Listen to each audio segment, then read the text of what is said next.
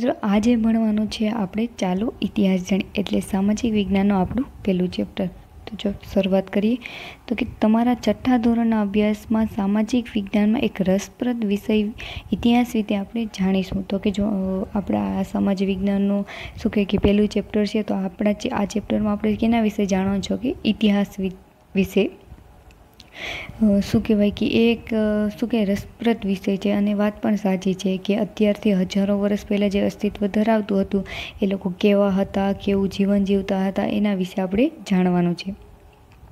સમાજ વિજ્ઞાનનો આપણને મનુષ્યના સામાજિક વિશ્વથી માહિતગાર કરાવે છે। તે ભૂગોળ, અર્થશાસ્ત્ર, સામાજિક પરિસ્થિતિ, સંસ્થા અને રાજકીય પ્રવૃત્તિઓ અને સંગઠનોની જાણકારી આપે છે। જબ સમાજ વિજ્ઞાન છે ને એ આપણને શું શું આ માહિતગાર કરાવે તો કે ભૂગોળ વિશે, અર્થશાસ્ત્ર, સામાજિક પરિસ્થિતિ, વર્તમાન સમાજ વગેરે વિશે પરિચિત કરાવે। જ્યારે ઇતિહાસ છે ને એ માનવ સમાજના ભૂતકાળની માહિતી આપે છે। ઇતિહાસ આપણને કોની તો કે ભૂતકાળની, સમાજ વિજ્ઞાન છે એ આપણે વર્તમાન હાલના અત્યારનું આપણે કેવી જિંદગી ચાલી રહી છે ને એના વિશેની માહિતી આપે છે। પણ ઇતિહાસ છે આપણે એ શેના વિશે માહિતી આપે તો કે ભૂતકાળ વિશે માહિતી આપે છે, જેની મદદથી આપણે વર્તમાન કાળને જાણી શકીએ છીએ। તો કે જો ઇતિહાસ છે એ આપણે ભૂતકાળની માહિતી આપે છે, એ ભૂતકાળની માહિતી આપે છે જેના લીધે આપણે વર્તમાન કાળને જાણી શકીએ છીએ। શું આપણે ભૂતકાળના જ્ઞાન વગર વર્તમાન સમાજને સમજી શકીએ? માનવ જ્યારે અગ્નિનો ઉપયોગ શરૂ કર્યો ન હતો ત્યારે તેનું જીવન કેવું હતું? તમે એ બાબતની કલ્પના કરો કે માનવી ખેતીવાડી, રસ્તા, વાહન વ્યવહાર, મકાનો વગેરે કેવી રીતે રહેતો હશે? તો કે જો આપણે શું કહેવાય કે અત્યારે તો બધી સુવિધા છે, રોડ પાકા, રસ્તા છે, મકાનો પાકા છે, પણ પહેલાંના જમાનામાં તો એવું ક્યાંય શોધાણું નહોતું, છતાં પણ માનવીઓ રહેતા। તો એ શું કહેવાય વિચારા જેવી બાબત છે કે પોતાનું જીવન કેવી રીતના જીવતા।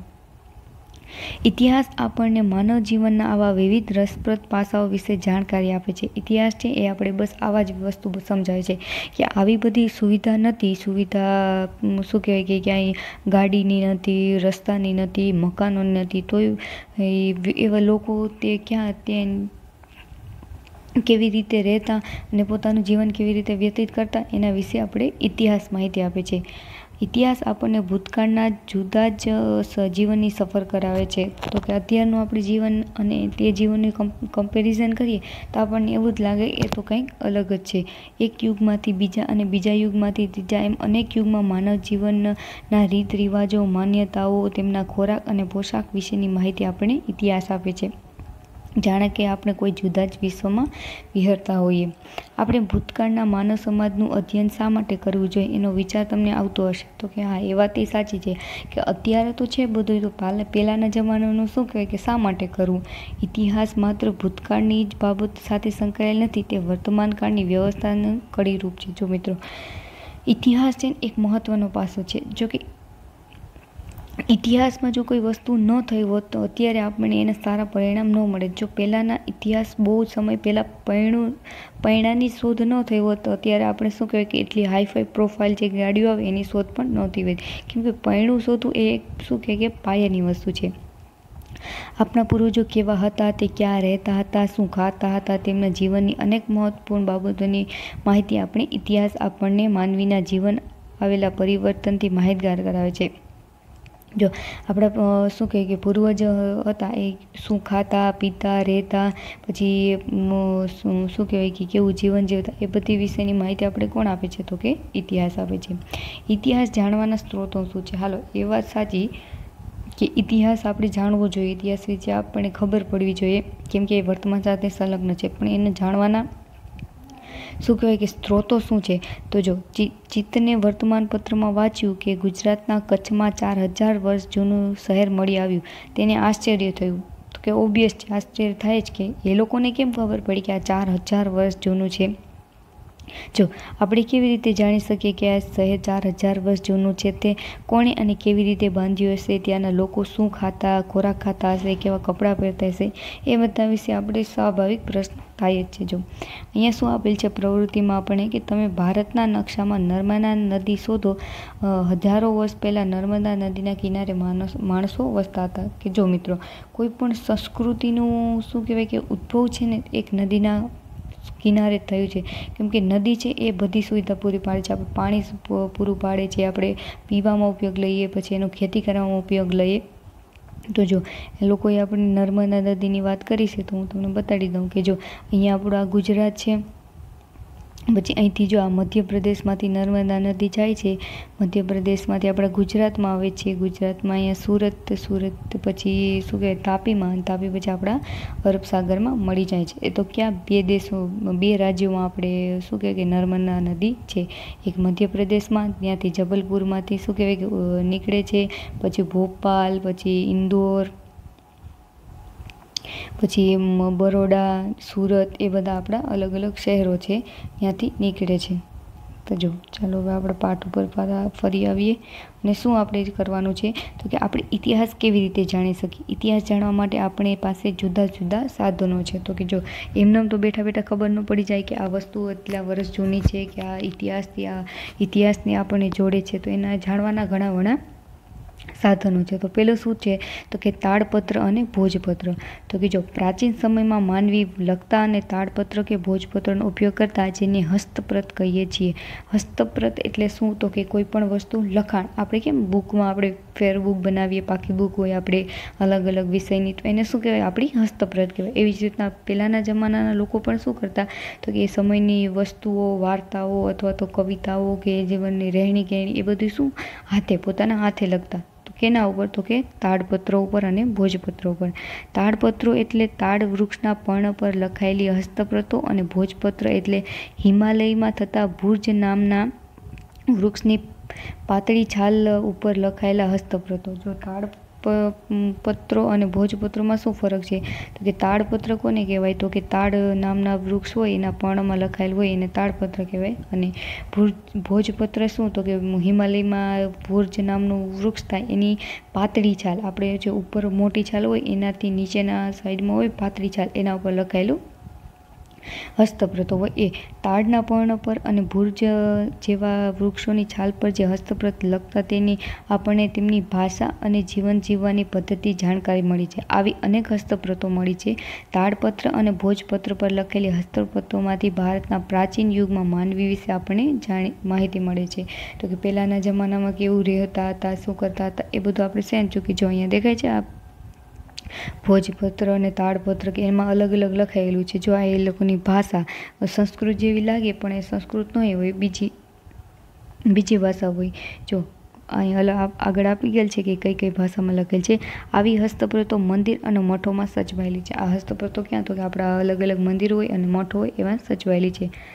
તેમાં સંસ્કૃત, પ્રાકૃત અને તમિલ ભાષા લખાયેલી છે. જો મેં કીધું હતું ને કે અલગ અલગ ભાષામાં લખાયેલું હોય, તો કઈ કઈ ભાષા છે તો કે સંસ્કૃત છે, પ્રાકૃત છે અને તમિલ ભાષા છે.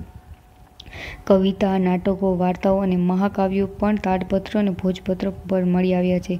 તે પોથી સ્વરૂપે પણ સચવાયેલી છે. તો કે તાડપત્ર ભોજપત્રો પર કવિતા, નાટકો એવું બધું સચવાયેલું શું કહે કે મળેલું છે. અને એક છે પોથી સ્વરૂપે, આપણે શું કહે થપ્પી સ્વરૂપે પણ એ સચવાયેલી છે. જેમાં ધાર્મિક રીત રિવાજો, સામાજિક માન્યતાઓ, રાજાઓની જીવનશૈલી, વિજ્ઞાન, શિક્ષણ, દવાઓ, પ્રાણીઓ વિશે પણ મોટા પ્રમાણમાં શું મળે છે આપણે માહિતી મળે છે.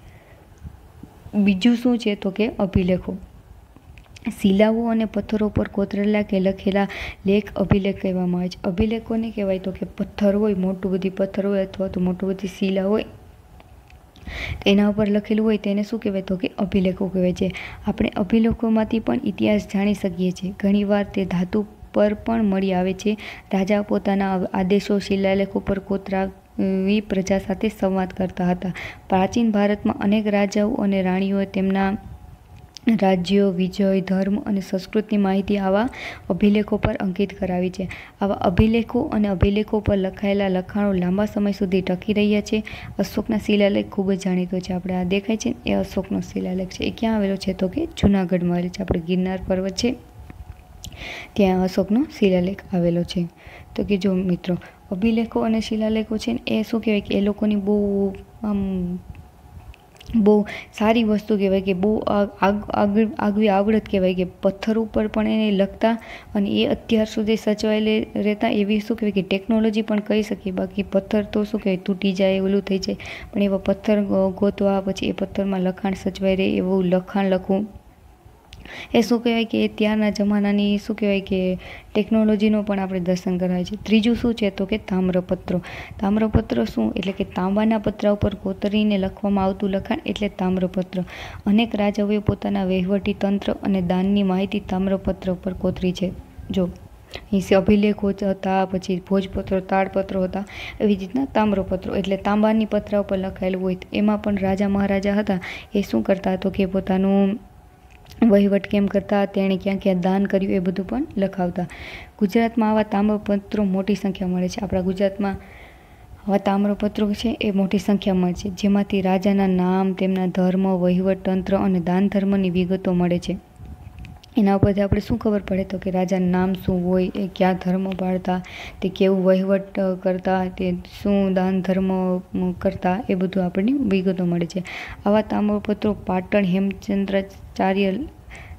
હેમચંદ્રાચાર્ય લાઇબ્રેરી, ઉત્તર ગુજરાતમાં Ahmedabad LD institute of Indology, Navrangpura ભોજે અધ્યયન અને સંશોધન વિદ્યાભવન, અમદાવાદ શ્રી મહાવીર જૈન આરાધ્ય કેન્દ્ર, કોબા ગાંધીનગરમાં સચવાયેલા છે. તો કે આ તામ્રપત્રો ક્યાં ક્યાં સચવાયેલા છે તો કે આપણે આ સ્થળોના નામ આપ્યા છે કે પાટણમાં, આપણે ઉત્તર ગુજરાત પાટણમાં સચવાયેલા છે, અમદાવાદમાં છે, પછી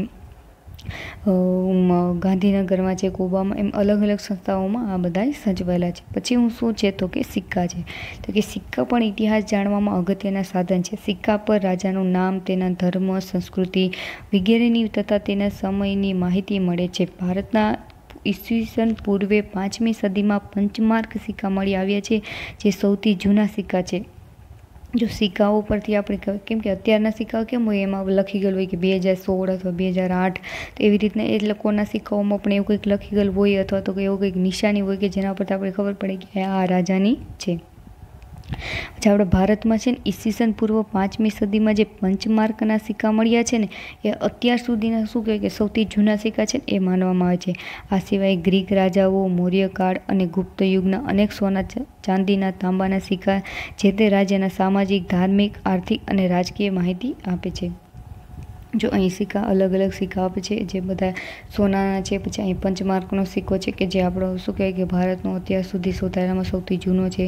જો પંચમાર્ક સિક્કા શું તો કે ધાતુના ટુકડાઓને છાપ ઉપસાવવામાં, બીબામાં મૂકી દબાણ આપી બનાવાતા સિક્કા પંચમાર્ક સિક્કા તરીકે ઓળખવામાં આવે છે. તો કે જો આ ધાતુનો સિક્કો છે, આ એમનામાં દેખાય છે ધાતુનો સિક્કો, એ ધાતુના સિક્કા ઉપર આવી ડિઝાઇનવાળું કંઈક બીબું હશે, એ બીબું મારતા શું તો કે સિક્કો બની જતો પંચમાર્કનો.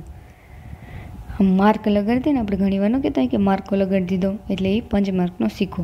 હવે ઇતિહાસના અભ્યાસીઓ, પુરાતત્વશાસ્ત્રી, ઇતિહાસકારો અને પ્રવાસીઓ. જો મિત્રો, ઇતિહાસ આપણે જાણવો, આ બધી વસ્તુ મળી, એ આપણે એનાથી શું કહેવાય કે જાણકાર કોણ કરાવે છે તો કે આપણે જે પુરાતત્વશાસ્ત્રીઓ અને ઇતિહાસકારો હોય ને, એ આપણે જાણકાર કરાવે છે. તો કેવી રીતના તો કે ઇતિહાસ એટલે કે માનવ સમાજનો ભૂતકાળ જાણવા આપણને પુરાતત્વશાસ્ત્રીઓ, જેને અંગ્રેજીમાં આર્કિયોલોજિસ્ટ કહે છે, તે સંશોધનો કરી માહિતી આપે છે. એટલે કે આ વસ્તુ છે, માની લો કે આ સિક્કો મળ્યો, પંચમાર્કનો સિક્કો છે, એ લોકો આપણે કેમ ખબર પડી કે પંચમાર્કનો સિક્કો છે, તો આ પુરાતત્વશાસ્ત્રી હોય, ઇતિહાસકાર હોય, એ શું કહેવાય કે શોધ કરે, સંશોધન કરે, અલગ અલગ શું કહેવાય કે ટેકનિકનો ઉપયોગ કરે, એના ઉપરથી આપણને ખબર પાડે કે આ રાજાના સમયનો હોઈ શકે કે શું કહેવાય કે આ એટલા વર્ષ જૂનો છે, એ વિશે આપણી માહિતી આપે છે.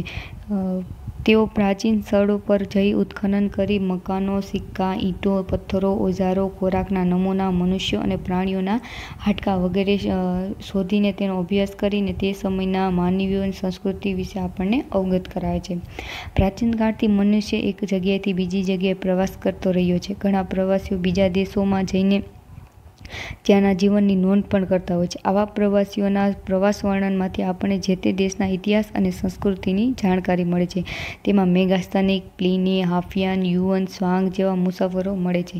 આ બધા મુસાફરો છે ને આપણા દેશમાં જ આવ્યા હતા, કેમ કે પ્રાચીન સમયમાં આપણું ભારત દેશ બહુ જ વિશાળ અને શું કહેવાય કે બધી બાબતમાં બહુ જ આગળ હતું. તો આ બધાય હતા એ તે સમયના અલગ અલગ દેશોના શું કહેવાય કે મહાન વ્યક્તિઓ અથવા તો મહાન ઋષિઓ કહી શકીએ કે આપણે શું કહેવાય કે આ કોઈ આગવા વ્યક્તિ હોય જે અલગ અલગ આપણા દેશમાં આવ્યા હોય અને આપણા એના ગ્રંથમાં આપણા દેશ વિશે માહિતી મળી હોય, શું કહે કે લખી હોય, તો એના ગ્રંથો હજી સુધી સચવાયેલા હોય તો એના પરથી પણ આપણે ખબર પડે કે તે લોકો આવ્યા તે સમયમાં આપણું શું કહેવાય કે જીવન કેવું હતું.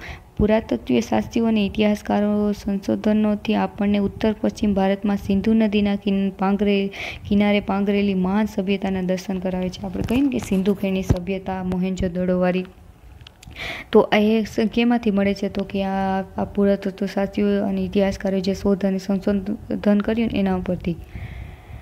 ભારતમાં આજથી 4500 વર્ષ પહેલાં અનેક શહેરો અસ્તિત્વમાં હતા. એ જ રીતે ગંગા નદીની આસપાસના ક્ષેત્રોમાં આજથી 2500 વર્ષ પહેલાં ઘણા બધા શહેરો વિકાસ થયો હતો, એ પણ જાણી શકાય છે.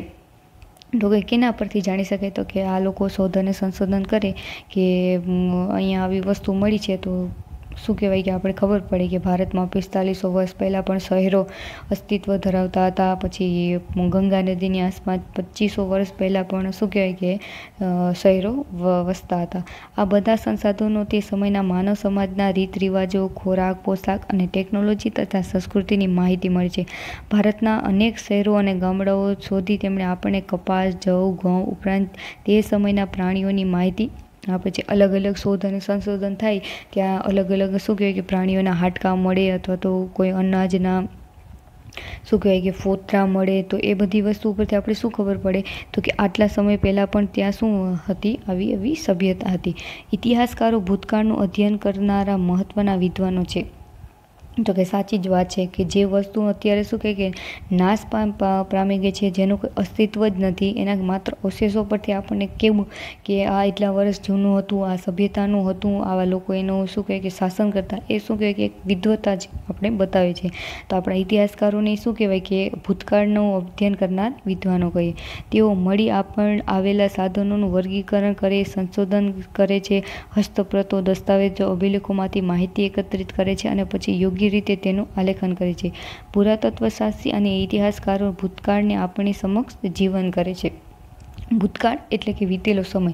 એ વીતેલા સમયને આપણી સમક્ષ રજૂ કરવો એ શું કહેવાય કે બહુ મુશ્કેલી વાત છે, પણ આ લોકો ખૂબ વધારે શું કહેવાય કે મહેનત કરી અને એ ભૂતકાળની આપણી સમક્ષ જીવંત એટલે કે જીવતું દર્શાવે છે. આપણે અત્યારે વાંચીએ તો આપણે એમ લાગે કે નહીં આ હશે, તો એ વસ્તુ સાબિત કરવી એ શું કહેવાય કે બહુ સારી બાબત જ કહેવાય. હવે જો ભૂમિના નામ, આપણે આપણા દેશના 2 નામોથી ઓળખીએ છીએ, ઇન્ડિયા અને ભારત. તો કે આ બધાને ખબર છે કે આપણા દેશનું શું કહેવાય, ઇંગ્લિશમાં ઇન્ડિયા કહીએ, ગુજરાતીમાં હિન્દીમાં આપણે ભારત કહીએ. ઇન્ડિયા શબ્દ ઇન્ડસ પરથી ઉતરી આવેલ છે. સંસ્કૃત ભાષામાં સિંધુ કહેવાય છે.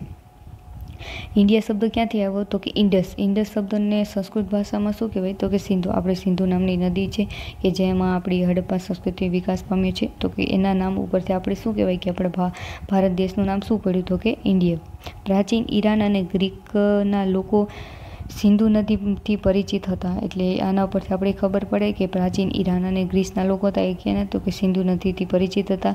તેઓ આજથી 2500 વર્ષ પહેલાં તે પ્રદેશના સંપર્કમાં આવ્યા હતા. ઈરાનીઓ સિંધુ નદીને હિન્ડોસ અને ગ્રીસના લોકો ઇન્ડસ કહેતા હતા. જો ઈરાનીઓ સિંધુ નદીને શું કહેતા? તો કે હિન્ડોસ કહેતા, અને ગ્રીસ ના લોકો શું કહેતા? તો કે ઇન્ડસ કહેતા. એ ઇન્ડસ પરથી આપણા દેશનું નામ શું પડ્યું? તો કે ઇન્ડિયા પડ્યું. તેઓ આ નદીના પૂર્વ કિનારાને ઇન્ડિયા એટલે કે આપણો જે સિંધુ નદી હતી એનો પૂર્વ કિનારો એટલે પૂર્વની બાજુમાં હોય તો એને આપણું દેશ હતો, એટલે એને શું કહેવાય કે ઇન્ડિયા તરીકે ઓળખતા. કયા લોકો? તો કે ગ્રીસના લોકો હતા એ. ભારત એવું નામ ઋગ્વેદમાંથી આપણને જાણવા મળે છે. આપણો સૌથી જૂનો પ્રાચીન ગ્રંથ છે ઋગ્વેદ. આપણે 4 શું કહે કે વેદ આપેલા છે, ઋગ્વેદ, સામવેદ, યજુર્વેદ ને અથર્વવેદ છે. તો એમાંથી સૌથી પ્રાચીન વેદ ગણવામાં આવે તો કે ઋગ્વેદ. તો એ ઋગ્વેદમાં પણ શું કહે કે આપણા દેશનું નામ ભારત છે એવું ખબર પડે છે. ભારત નામનો માનવ સમૂહ ઉત્તર પશ્ચિમ ભારતમાં આવીને વસેલો. તેમના નામ પરથી આપણે દેશ ભારત તરીકે ઓળખાય છે. તો કે ભરત નામનો માનવ સમૂહ હતો, એટલે કે એવા ભરત નામના શું કે આપણે કેમ અલગ અલગ જાતિ હોય, જ્ઞાતિ હોય કે આ લોકો આવા છે, આ જ્ઞાતિના છે, આ લોકો આ જ્ઞાતિના છે. તો એ જમાનામાં જ્યારે ભરત નામના માનવ સમૂહ આવ્યા હતા ને આપણે ઉત્તર પશ્ચિમ ભારતમાં રહેવા, તો એના પરથી શું તો કે આપણા દેશનું નામ ભારત પડ્યું. આ સમૂહનો ઉલ્લેખ સંસ્કૃતની આરંભિક કૃતિ ઋગ્વેદમાં પણ છે. તો કે આ સમૂહનો ઉલ્લેખ ક્યાં છે? તો કે ઋગ્વેદમાં છે. પછી શું છે? તો કે સાલાવરી. ઇતિહાસમાં સમયમાં ખૂબ જ મહત્વનું છે. ઘટનાઓ સમય અને સ્થાનની આ તે જ લખી શકાય. આપણે સમયને તારીખ, માસ અને વર્ષ સાથે સાંકળીને સમજીએ છીએ. જેમ કે 20 જુલાઈ 2018 શુક્રવાર. તો 20 શું છે? તો કે તારીખ છે. જુલાઈ શું છે? તો કે મહિનો છે. 2018 તો કે વર્ષ, અને શુક્રવાર તો કે દિવસ છે, વાર છે. આ પ્રમાણે સમયની ગોઠવણી ઈસુ ખ્રિસ્તીના જન્મ સાથે સંકળાયેલી છે. ખ્રિસ્તી ધર્મના સ્થાપક ઈસુ ખ્રિસ્તીના જન્મને દુનિયામાં કાળગણના સાથે જોડવામાં આવે છે. આપણે ઈસવીસન એમ કહીએ, અંગ્રેજીમાં એડી એટલે એનો ડોમિન એટલે ઈસુ ખ્રિસ્તીના જન્મ પછીના વર્ષો એમ કહેવામાં આવે છે. એટલે કે જો આપણે કહીએ ને કે ઈસવીસન એમ કે જો સમય એ કહે કે ઈસવીસન 2020 છે, આ ચાલે છે, તો આપણે એમ કહીએ કે ઈસવીસન 2020 ચાલે. એ ક્યાંથી ગણવામાં આવે છે? તો કે આજથી 2020 વર્ષ પહેલાં ઈસુ ખ્રિસ્તીનો જન્મ થયો હતો, ત્યારની પછી આપણે શું કહીએ કે એના પછીનો સમય. કે માની લો કે આજથી 2000 વર્ષ પહેલાં ઈસુ ખ્રિસ્તીનો જન્મ થયો હતો, તો એના જન્મ થયો એના પછીના જે વર્ષ હોય ને એને આપણે શું કહેવાય? તો કે ઈસવીસન કહેવાય. દાખલા તરીકે ઈસવીસન 2000 એટલે કે ઈસુ ખ્રિસ્તીના જન્મ પછીના 2000 વર્ષ. એ જ રીતે ઈસવીસન પૂર્વે આપણે કહીએ છીએ તો એ શું? તો કે આપણે ઇંગ્લિશમાં એને બીસી કહેવાય, એટલે બિફોર ક્રિસ્ટ. બિફોર એટલે શું? તો કે ઈસુ ખ્રિસ્તી હતો એને જન્મના પહેલાંનો સમય. બિફોરને આપણે પહેલાં ઓળખીએ છીએ પહેલાં.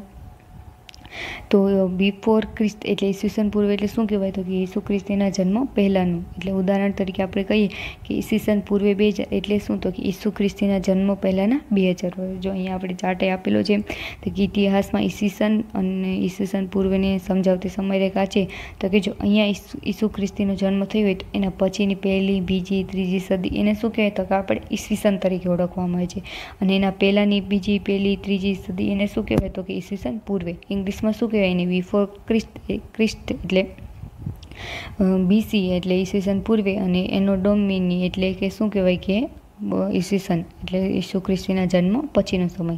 ઘણીવાર સાલાવરીને આપણે એડીને બદલે સીઈ અને બીસીને બદલે બીસીઈ તરીકે પણ લખવામાં આવે છે. સીઈ એટલે શું? તો કે કોમન એરા. કોમન એરા એટલું શું? એટલે કે સામાન્ય કે સાધારણ યુગ. આપણે જે હાલનું હોય ઈસુ ખ્રિસ્તી છે એને જન્મ પછીનું હોય એને શું કહેવાય? કોમન એરા એટલે સીઈ કહેવામાં આવે છે. અને બીસીઈ એટલે શું? તો કે બિફોર કોમન એરા એટલે કે સામાન્ય સમય હોય એ સાધારણ શું કહેવાય કે યુગ હોય એના પહેલાંનો સમય. એટલે આપણે ઈસુ ખ્રિસ્તીના જન્મ પહેલાંનો સમય આપણે કહી શકીએ. ખ્રિસ્ત ધર્મના વિશ્વના મોટાભાગના રાષ્ટ્રો સાથે સંકળાયેલું હોવાથી અનેક રાષ્ટ્રોની જેમ આપણા ભારતમાં પણ આજે સાલાવરીનો ઉપયોગ કરીએ છીએ. હવે જો એક પ્રશ્ન થાય કે ઈસુ ખ્રિસ્તીના જન્મ પ્રમાણે આપણે શું કામ આપણા શું કહે કે આપણે કેલેન્ડર વાપરીએ છીએ? તો કે આખા દુનિયામાં છે એમાં મોસ્ટ ઓફમાં કેવો સમય વાપરવામાં આવે છે, તારીખ વાપરવામાં આવે છે, મહિનો વાપરવામાં આવે છે? તો કે આ છે. તો આખા બધાની જેમ શું કહે આપણો ભારત દેશ પણ આ જ સમય વાપરે છે. ઘણીવાર બીપી એટલે કે બિફોર પ્રેઝન્ટ શબ્દો પણ વપરાય છે. બિફોર પ્રેઝન્ટનો મતલબ શું થાય? તો કે વર્તમાન પહેલાંનું. તેને પણ આપણે શેમાં? તો કે આપણે શું કહેવાય કે ઓળખવામાં આવે છે. જો અહીંયા હું આપ્યું તો કે બીસી એટલે બિફોર ક્રિસ્ત એટલે કે એડી. બિફોર ક્રિસ્ત એટલે શું? તો કે એડી પહેલાંનો સમય. એડી એટલે શું? તો કે એનો ડોમિન. એવો સમૂહ કે અથવા તો એવો વર્ષ કે જે આપણે ઈસવીસન હોય, આપણે ઈસુ ખ્રિસ્તીનો જન્મ હોય એ પછીનો સમય. અને બીસી એટલે શું? તો કે ઈસુ ખ્રિસ્તી હોય એના જન્મનો પહેલાંનો સમય. પછી શિલાલેખ છે. તો શિલાલેખ શું છે? તો કે પથ્થર પર કોતરાયેલા લેખો. ભોજપત્ર છે. તો કે ભુજ નામના વૃક્ષની પાતળી છાલ, આંતર છાલ હોય જેના પર પ્રાચીન સમયમાં લખાતા ગ્રંથો. એ આપણે શું કહેવાય કે આગળના ઓલામાં ભણ્યા છે. હવે શું આપેલું છે? તો કે સ્વાધ્યાય. મિત્રો સ્વાધ્યાય એક એવી વસ્તુ છે ને એનાથી આપણે આખા ચેપ્ટરનું શું કહેવાય કે બેસ્ટ રિવિઝન થઈ જાય. તો આપણે એક પછી એક પ્રશ્ન જોતા જઈએ. તો કે પ્રાચીન સમયમાં માનવી શેના ઉપર લખાણ કરતા હતા? પહેલો જ આપણો પ્રશ્ન છે. તો કે જો શું માનવી કાપડ ઉપર લખાણ કરતા હતા, કાગળ ઉપર કરતા હતા, ભુજ વૃક્ષની આંતરછાલમાં કરતા હતા કે ચામડા ઉપર કરતા હતા? કે જો આપણે વહેલા જોયું કે તાડપત્રો અને ભોજપત્રો પર લખતા. તો માનવી કેના ઉપર આપણે શું કહેવાય કે લખાણ કરતા હતા? તો કે ભુજ વૃક્ષની આંતરછાલમાંથી. પછી બીજો પ્રશ્ન શું છે? તો કે નીચેના પૈકી કયો પ્રાચીન ઇતિહાસ જાણવા માટેનો સ્ત્રોત નથી? તો કે અભિલેખો છે. તો આપણે જોયા કે અભિલેખો, જૂનાગઢનો શિલાલેખ જોયો તો, પછી આપણે જોયું તો કે પથ્થરો પર કે શિલાઓ પર કોતરાયેલું હોય એને શું કહેવાય? તો અભિલેખો કહેવાય. તો એ તો ઇતિહાસ જાણવાનો સ્ત્રોત છે. પછી તામ્રપત્ર છે, કેમ કે તાંબાના પાતળા શું કહેવાય કે પતરા ઉપર પણ લખેલા આપણે મળી આવેલા છે. ભોજપત્રો છે, તો કે અહીંયા આપણે જોયું કે ભોજ વૃક્ષની આંતરછાલ ઉપર લખાયેલું હોય છે. અને વાહનો, મિત્રો એ જમાના વાહનો તો હતા જ નહીં, અથવા તો એવા વાહનો હજી સુધી આપણે મળ્યા નથી કે જેના ઉપરથી આપણે ખબર પડે કે આ શું કહેવાય કે એ ઇતિહાસના હશે. તો અહીંયા શું જવાબ આવે? તો કે વાહનો શું છે? તો કે ઇતિહાસ જાણવાનો આપણો સ્ત્રોત નથી. પછી ત્રીજો પ્રશ્ન શું છે? તો કે નીચેનામાંથી કયા લખાણો લાંબા સમય સુધી ટકી રહે છે? તો જો અભિલેખો છે, તો કે હા, અભિલેખો લાંબા સમય સુધી ટકી રહે છે, કેમ કે આપણે પુરાના જમાના બહુ હજારો વર્ષ પહેલાં પણ શું કે અશોકે શિલા ઉપર લખાણ કર્યા તે હજી સુધી આપણને મળી જાય છે. પછી કાગળ ઉપર લખાણ ટકી ના રહે, કાપડનું લખાણ ના ટકી રહે, વૃક્ષના પાન પર લખેલું. વૃક્ષની છાલ અલગ વસ્તુ છે અને પાન અલગ વસ્તુ છે. આપણે જો આગળ જોયું હતું કે આપણે તાડપત્રો હતા, જો અહીંયા પહેલાં આપણે જોયું હતું કે તાડપત્રો એ છે વૃક્ષના પર્ણ પર લખાયેલા હતા. એ વાત સાચી છે, પણ અહીંયા જો આપણે એ વૃક્ષ શું કહેવાય કે એક પ્રોપર આવે છે જેના ઉપર લખીએ હતી જે લાંબા સમય સુધી ટકી રહે છે. પણ આ કાગળ ઉપર લખાણ, કાપડ ઉપર લખાણ અને ગમે તે વૃક્ષ ઉપર શું કહેવાય કે એ ટકી ના રહે. એ એક તાડનું ઓલું છે વૃક્ષ છે, એ શું કહેવાય કે બહુ સારી ક્વોલિટીનું આવે છે કે જે લાંબા સમય સુધી ટકી રહે છે. તો આમાંના આપણા ઓપ્શન છે એમાંથી શું આવે? તો કે અભિલેખો આવે. પછી શું છે નીચેનો બીજો પ્રશ્ન? તો કે ટૂંકમાં ઉત્તર આપો. તો કે બીસીનો અર્થ શું થાય? તો કે આપણે હમણાં જ જોયું તો કે બીસીનો અર્થ શું થાય? તો કે બિફોર ક્રિસ્ટનો મતલબ શું થાય? તો કે અહીંયા જો આપેલું છે કે બીસી એટલે બિફોર ક્રિસ્ટ, એટલે કે ઈસુ ખ્રિસ્તના જન્મ પહેલાંના સમય. એટલે ઉદાહરણ તરીકે ઈસવીસન પૂર્વે 2000 એટલે શું? તો કે ઈસુ ખ્રિસ્તીના જન્મ પહેલાંના 2000 વર્ષ. પછી જો એવી જ રીતના એડીનો અર્થ સમજાવવાનો છે અને બીઈસીનો અર્થ સમજાવવાનો. તો એડી એટલે શું? તો કે અહીં રહ્યું એનો ડોમિની એટલે શું? તો કે ઈસુ ખ્રિસ્તીના જન્મ પછીના વર્ષ એમ કહેવાય કે ઈસુ ખ્રિસ્તનો જન્મ થયો એના પછીના વર્ષનો જે કહેવાય એને શું કહેવાય? તો કે એડી કહેવાય. જેમ કે ઈસવીસન આપણે કહીએ ઈસવીસન 2000 એટલે શું? તો કે ઈસવીસન શું કહેવાય કે ઈસુ ખ્રિસ્તીનો જન્મ થયો એના પછીના 2000 વર્ષ. પછી શું છે? તો કે બીસી. કાંઈ રહ્યું બીસી એટલે શું થાય કે બિફોર કોમન એરા, એટલે કે સામાન્ય કે સાધારણ યુગ પૂર્વનું. એટલે આપણે શું કહેવાય એને બીસી પણ કહેવાય અને બીસીઈ પણ કહેવાય કે ઈસુ ખ્રિસ્તીના જન્મ સમય પહેલાંનો સમય. પછી શું છે કે ભારતમાં સૌથી જૂનો સિક્કો કયો છે? તો કે આપણે આગળ આપણે જોયું હતું કે ભારતમાં ઈસવીસન પૂર્વે 5મી સદીમાં જે પંચમાર્કના સિક્કા મળ્યા છે, અહીં દેખાય ભારતમાં ઈસવીસન પૂર્વે 5મી સદીમાં પંચમાર્કમાં સિક્કા મળી આવે છે, સૌથી જૂના સિક્કા તરીકે ઓળખવામાં આવે છે. પછીનો શું ક્વેશ્ચન છે? તો કે ઇતિહાસ જાણવાના સ્ત્રોત કેટલા છે? તો આપણે જે બધા ભણ્યા છે અભિલેખો છે, શિલાલેખો છે, તામ્રપત્ર છે, ભોજપત્ર છે, સિક્કાઓ છે, એ બધા શું છે? તો કે ઇતિહાસ જાણવાના સાધનો છે. હવે જો ત્રીજો પ્રશ્ન શું છે? તો કે બ વિભાગ સાથે યોગ્ય રીતે જોડવાના છે. તો કે જો આ અ વિભાગ છે એની આ બ વિભાગ સાથે સુસંગત છે એ આપણે જોડવાના છે. તો જો અભિલેખો, મિત્રો અભિલેખો કોને કહેવાય? તો કે પથ્થર કે ધાતુ પર કોતરેલા છે. તો ક્યાં આપેલા છે? તો કે અહીંયા અભિલેખો આપેલા છે. તો પહેલાં સાથે શું આવે? તો કે ઈ આવે. પછી ભોજપત્ર એટલે શું? તો કે ભુજ નામની વૃક્ષની છાલ ઉપર લખાયેલા હોય. તો અહીંયા દેખાય છે સી, ભુજ નામની વૃક્ષની છાલ ઉપર. પછી તામ્રપત્ર એટલે શું? તો કે તાંબાના પતરા ઉપર જે કોતરેલું લખાણ હોય એને તામ્રપત્ર કહેવાય છે. પછી બીસી એટલે બિફોર ક્રિસ્ટ, એટલે કે ઈસવીસન પૂર્વે. આપણે આગળ જોયું એની વ્યાખ્યા. અને એડી એટલે શું? તો કે ઈસવીસન, એટલે કે ઈસુ ખ્રિસ્તીના જન્મ પહેલાંનો સમય એટલે બીસી અને ઈસુ ખ્રિસ્તીના જન્મ પછીનો સમય એટલે એડી. તો મિત્રો આ હતું આપણું ચેપ્ટર ઇતિહાસ. મિત્રો આ તો એક માત્ર ઝલક છે. જેમ જેમ આપણે આગળ ભણતા જશું એમ આપણે ઇતિહાસના વધુ શું કહેવાય કે એ વિશે જાણકારી મળતી રહેશે. તો અહીંયા આપણું આ ચેપ્ટર પૂરું કરીએ.